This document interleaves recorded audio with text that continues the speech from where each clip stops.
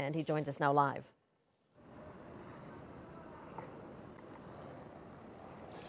That's right, Syria very much the focus of a lot of the deliberation here, and to discuss it further, I'm delighted to be joined by Karin von Hippel of the Royal United Services Institute based in London.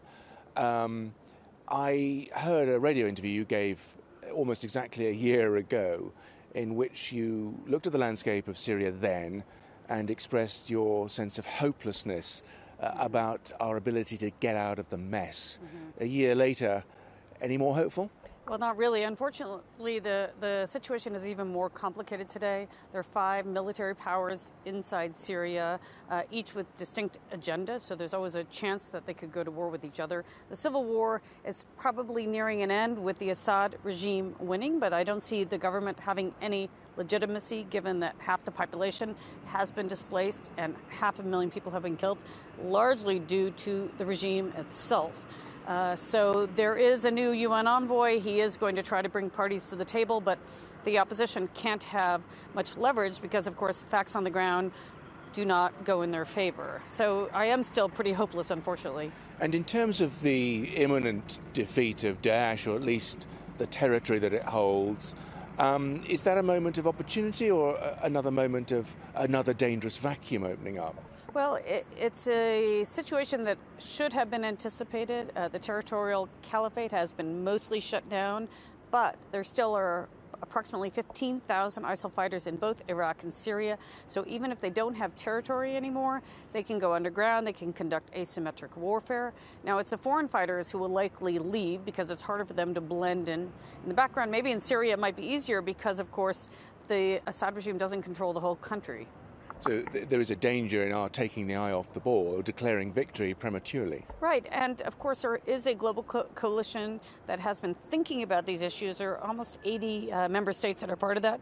They should have been planning better for this period, and I think, unfortunately, since the Trump administration took over, U.S. leadership is not what it should be in this instance.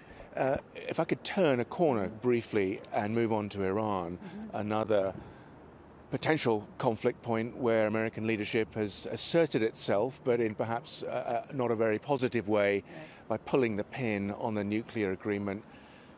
Harsh rhetoric from Vice Pence and a very robust pushback from the Iranian Foreign Minister, Mr. Zarif, today. Were you taken aback by his performance? I mean, not really, because, of course, the Iranians are very upset that the U.S. has pulled out of the negotiations that were painstakingly agreed to over several years. As he said, it's 150 pages of documents, not a 2-page memo, and I think he was referring to North Korea when he was deriding the Trump administration approach. I think that Donald Trump seems more intent on undoing what Obama did than on doing what needs to be done. Yes, the Iranian deal was not perfect, but it was a good start.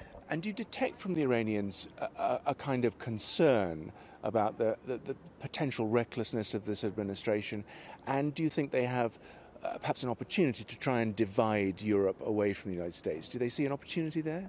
I don't know if they see an opportunity or not. I can't get inside their head, but I think that the Europeans want the deal to be implemented and are trying to figure out ways to do so without dealing with U.S. sanctions.